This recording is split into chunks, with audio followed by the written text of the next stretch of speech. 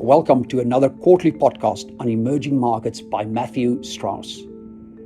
Emerging market assets went through a challenging period during the third quarter of 2021 as two of the key risks highlighted earlier in the year materialized. The 1-2 punch from higher US rates and increased Chinese regulatory intervention saw EM equities losing 6% during the quarter.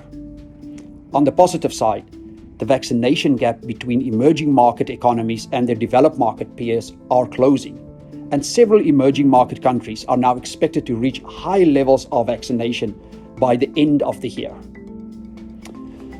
During the quarter on performance, the EM fund outperformed its benchmark, favoring non-Chinese e-commerce stocks like Mercado Libre and Delivery Hero really helped during the quarter.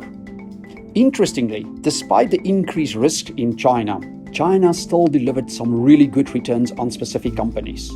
The Chinese power producer Huaneng Power and the blue chip aluminum producer Chalco took top honors during the quarter. But as a reminder that a flood of Chinese regulations had left many investors worried about how far Beijing will take the regulatory clampdown, a number of Chinese stocks also occupied the bottom of the attribution list.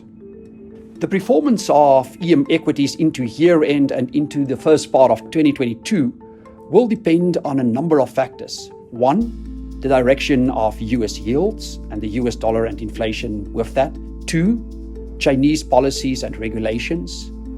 3, global risk sentiment.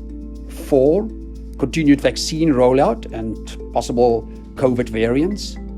5, the profitability of companies. And 6, the pace of withdrawal of fiscal and monetary policy stimulus in 2022. Our quick take are we are concerned about factors 1 and 2, positive on factors 4 and 5, and see the glass half full for factors 3 and 6.